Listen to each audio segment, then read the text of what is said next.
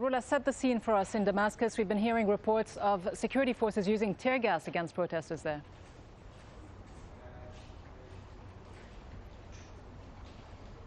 Yes, security in Damascus is very, very tight today. It's the first time we see the city where you can feel that the wave of protest that's happening in the rest of the country here in the town, in the city. It's not like there was a big protest. It wasn't a big protest, and it was dispersed very quickly. But security presence was very heavy all around town, especially in the flash points where the government believed there could be protests or could be attempts to stage sit-ins.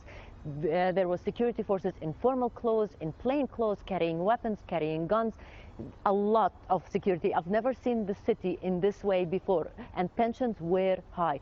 Now, what's interesting today is that the level of violence has really escalated.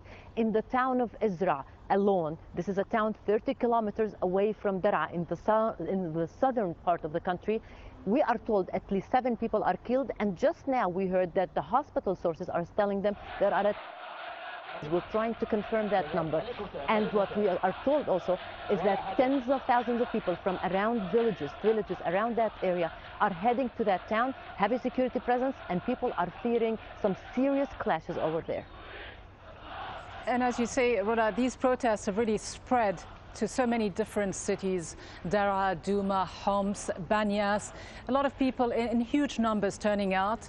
Obviously, Friday prayers, the government knew this might be a day that would increase the tensions, and so it was no coincidence that it timed its announcement of the lifting of that emergency law. The question is, has it appeased very many people?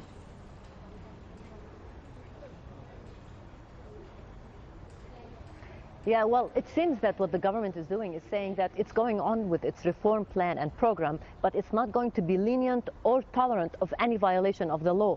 Yesterday, the president signed on a decree that says protesting and peaceful protest is a right for people here and be able to do it. However, there are regulations. People should ask for a permission 5 days earlier. A committee to it, answer them within 7 days. People have to be responsible for that demonstrations, that it should not, there should be no vandalism, no attacking of any public or private places. The people who are taking the permission or who get the permission for that demonstrations will be held responsible if there was any violation. Now, obviously, that decree was signed yesterday. There was no time for anyone to ask for permission to go on the streets today. And it seems people were telling us that all these concessions that the president did is not something, a gift. It's the right. They were able to gain it, and they want more. And today they told us if that lifting of the emergency law is serious and meaningful, it means all the political prisoners in Syrian jails should be released. Again, we have to emphasize, today has witnessed many protests, mass numbers, especially in the suburbs of Damascus, in places like Douma, Harasta, and Jobar. And in these 3 places, we are told the security forces have been using live ammunition against the protesters. In Douma itself, people were killed, many injured.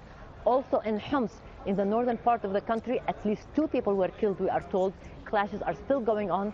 The number of people who took part in the protests in Homs, some say exceeds 50,000 people. In Douma itself, people were telling us tens of thousands of people took to the street. So it's obvious people here want the change. They're not going to stop midway. They are hoping that the government at some point would listen to their demands and meet them. But does it look like the government's listening to the demands? Because I imagine a lot of people are finding that this lifting of the emergency law is largely symbolic, because by the stroke of a pen, the president also signed a decree, Decree 55, which gives the security forces a lot of powers.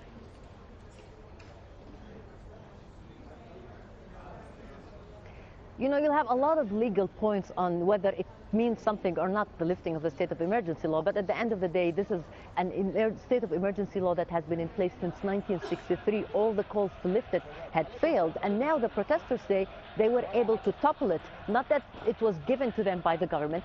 And what they want is that they say the government has many tools of repression, and they want all these tools to be abandoned, not only the state of emergency law. They also, the main thing that people want is to lift the heavy hand of the security from people's daily lives. They don't want to be arrested without warrants. They don't want to be put in jail with no trial. They don't want to be put in jail for simply disagreeing with the government or protesting or gathering. They want all these rights now. People feel very empowered. They feel strong, confident, and they say they're not going to stop until their demands are met. Rula Amin in Damascus. Thank you, Rula.